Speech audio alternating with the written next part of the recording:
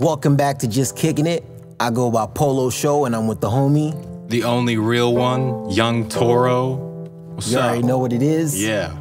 And yeah, we're some YYC MCs, rappers, artists, creatives, and yeah, we're just here to kick it with y'all today. So yeah, what's up with you? Not much, man. I had some nice, good realizations this week. I was telling you about, like, where, you know, accountability is something that's hard to grasp when you're in a situation. You know what I mean? Where maybe you do something and the consequences of those actions come to you and you're looking for everyone to blame but yourself. And then coming to the realization that you're wrong and the way going about it was just wrong. You know, it's a good feeling, but it's also like, damn. Because it's hard to recognize when you're just doing, like, you're fucking up, you know? So that was nice. I came to that today, and that kind of made me think about just, like, socializing. And, like, for so long, bro, not even before quarantine, I was just, like, never see anyone. I was just making music, not doing anything else. And I think it's actually affected, like, my people skills. So it's something I recognize I have to work on. So anyone listening that's, like, a friend, if you want to hang out and go somewhere, I'm down. Because I need to get good at it. We're in a business of meeting people, and I never want to meet anyone. So that's not a good. It's not a good trait to have. Word. Yeah, I definitely feel like as creatives, like everyone on our team, we're all could definitely use could be a bit more extroverted. I definitely feel like I'm an introverted person, but I feel like, yeah, I'm just in a situation where I have to be, like, we have to meet people all the time. Yeah, you know what I mean? Like, we have to, yeah. Dude, yeah.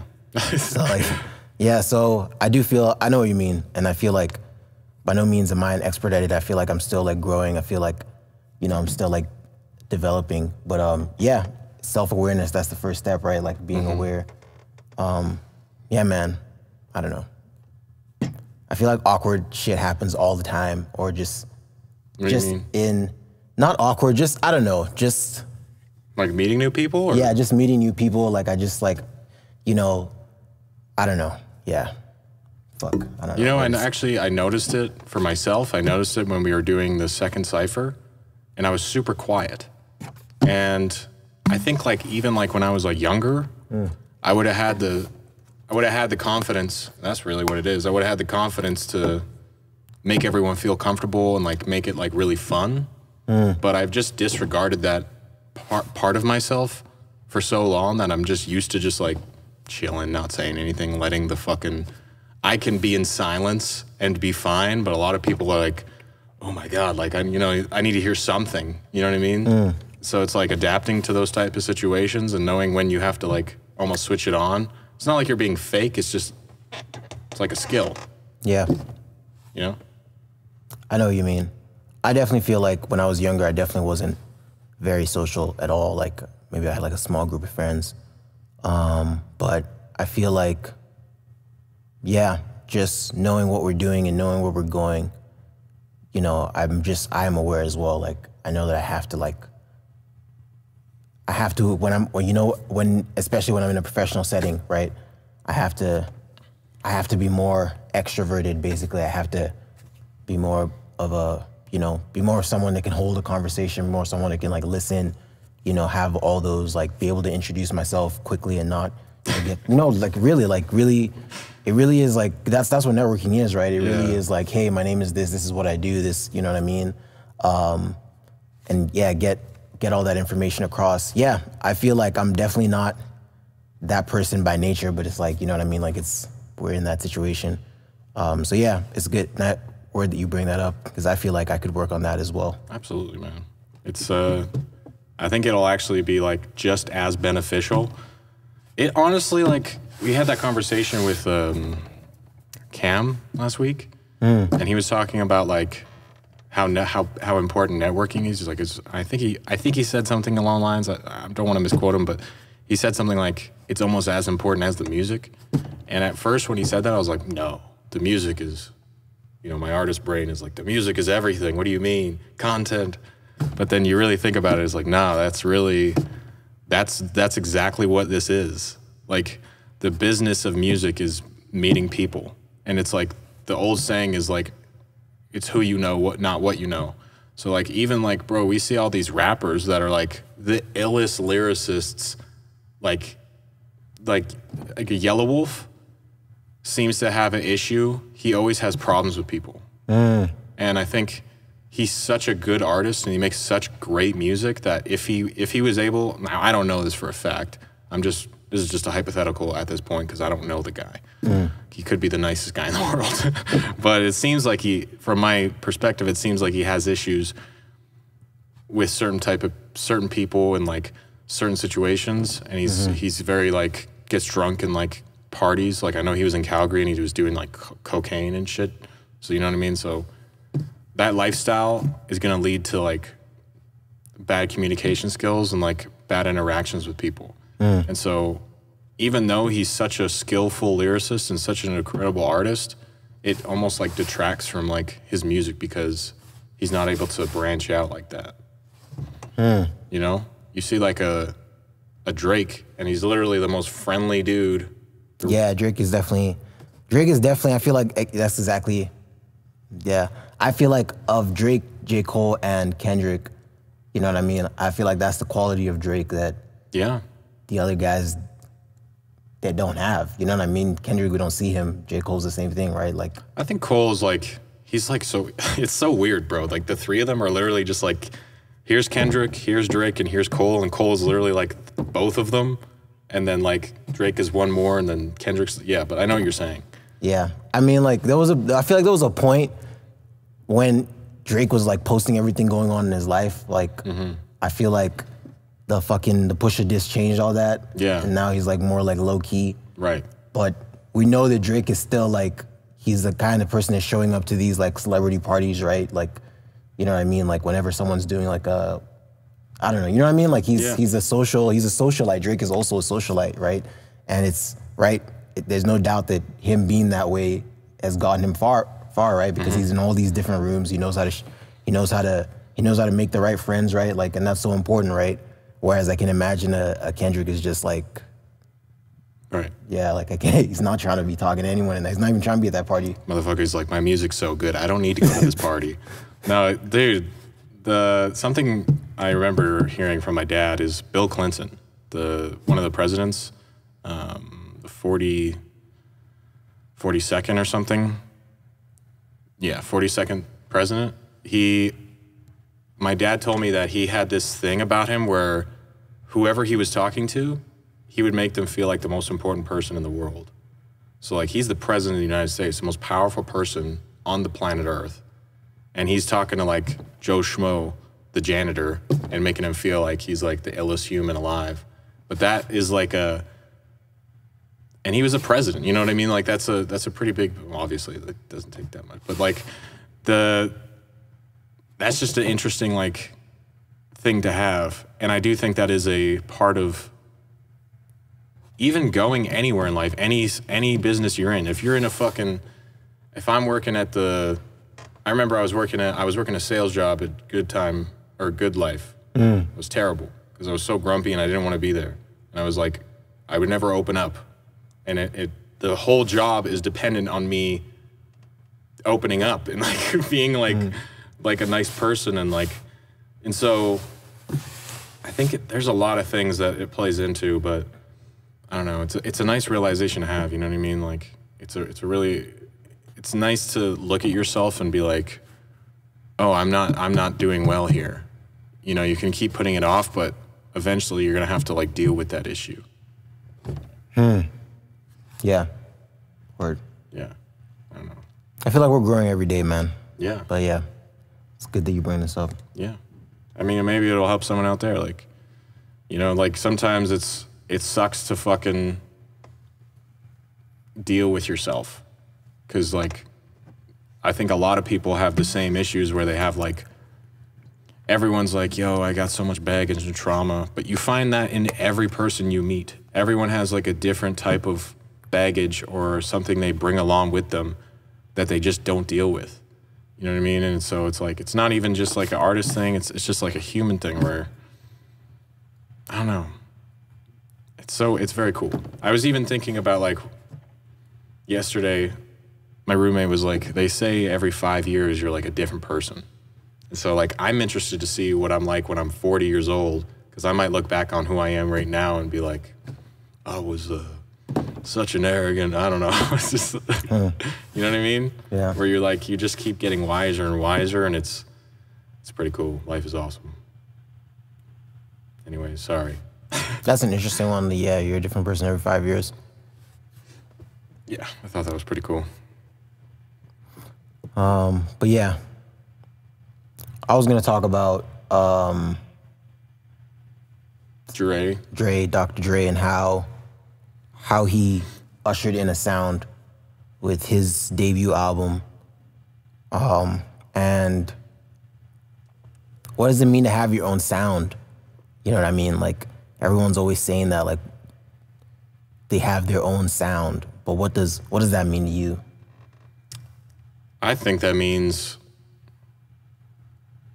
I think the most influential people in the game are the people that come in there and they just say, fuck it, and they do exactly what they want to do, and they don't think about what anyone else is thinking about, and they just put out a piece of art that changes the landscape.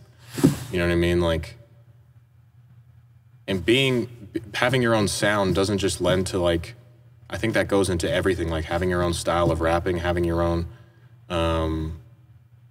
beats, like your unique beats. Like, you hear Dre's beats and you can hear the evolution throughout the years, but he did come into the game and just reshape the sound of rap. Mm. He took what he knew and he made it into something that was his. He didn't try to sound like anyone else. He probably took inspiration from a lot of different artists and a lot of different, because I know he listened to a lot of, like, a very, very wide range of music, as most, like, big artists do. But he took what he really liked and he just, like, put it all together and he made a new sound. And it made so many artists' albums incredible albums. Like, it took, sure. You know, like he took what he did and he just kept evolving it, and then he would, you know, implement, like, you listen to Slim Shady LP and it sounds like, what do you call it, G-Funk? Like, there's a lot of G-Funk, like, you know, like, you can tell that Dre is on that, and you can, it's just, yeah, I think that's what it means. I'm just rambling, I don't even know. No, yeah, I know what you mean, though. But, yeah. I feel like, yeah, it's definitely what we're trying to establish coming out of here, you know, definitely I want the music to be unique. And I feel like so far that's what we're doing. But yeah, I feel like, does Calgary have a sound? Man, maybe. There could be a kid in his basement right now, like 15 years old, that has the most unique shit we've ever heard in our lives. You don't know. I don't think it's been established yet, but I don't know if Calgary's not even like a hip-hop city. It's a country place. And so, to be honest, I feel like the way that, I think it'll be probably like a country type of, like, a country hip-hop. Yeah. If it is anything, because I think that'll get all the Stampede girls on board. But, like, obviously drill is not Calgarian, but I don't want to discredit, though, because, like, there could be, like, because I hear a lot of artists in the city and they're really good, really, really dope, you know what I mean? Like, they're like, I've heard, man, even doing these ciphers and you hear the different styles that people come with, it's just nice to see. Like, there's so many good artists in the city that are just, like, so hungry, and I think it's just going to nourish everything, you know what I mean? Like, and it just, I think for the past 3 years, it's been on, like, when I came here because I knew that, like, shit was starting to happen here, you know? So I mean, we're on the same mission. But yeah, I think there is some semblance of like, there's definitely a scene, 100%, and we're doing that live stream this Saturday. Come through. There's like gonna be so many artists performing. There's gonna be so many people meeting each other that just love rap and they love music, you know. And there is a community here that wants to come together. Word. I think that's part of it. But yeah, definitely someone needs to drop some really hot, unique shit. You know what I mean? Like we're on the way, man. I'm telling you, I'm trying to make this. That's what I'm working towards, show. I'm not trying to, I love you guys. I'm trying to destroy all of you, though. Yeah. Yeah, like. Exactly. You should feel the same, because I'm not going to stop, bro. But yeah. Yeah. Unique shit. But yeah, I feel like, because we were listening to Tupac's All Eyes on Me. Classic. On the way here, and that's his only album that Dre got to touch, like, that has the California love. Like, so that's the Death Row, like, production house headed by Dre. That album sonically sounds incredible.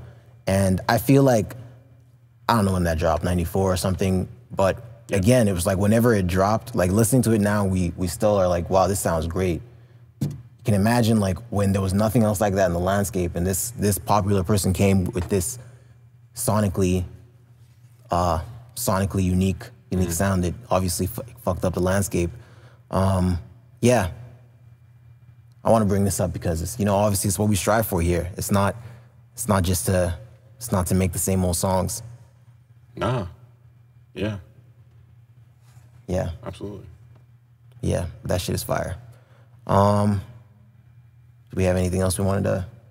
Maybe just like remind them of the show. Yeah, so we're doing this show. It is the grand opening for Solid Studios. We're in the vocal room right now. It is gonna be a 12-hour Instagram live stream hip-hop show. We're gonna have about 30 artists performing here throughout the course of the day from 12 p.m. to 12 a.m. You can tune in on the YYC Hip Hop Daily Instagram. So that's YYC Hip Hop Daily.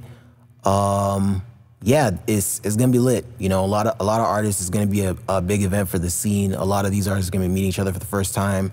Yeah, we're hoping to make this spot like the hub. You know, in addition to, you know, killing shit.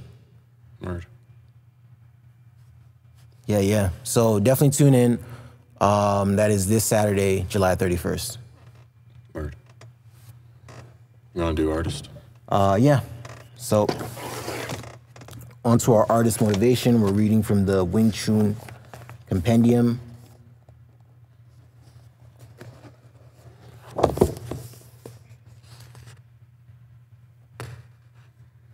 Wing Chun, ladies and gentlemen.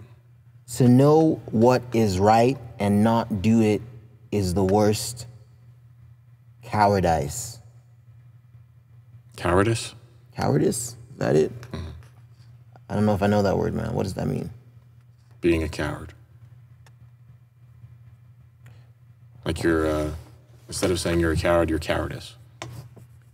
Fuck. That sounds worse. It does. Someone tells you you're a cowardice, like what the fuck? To know what is right and not do it is the worst cowardice. So the translation is a little rough. Yeah. I'm getting from this book, but I think I know what it's saying.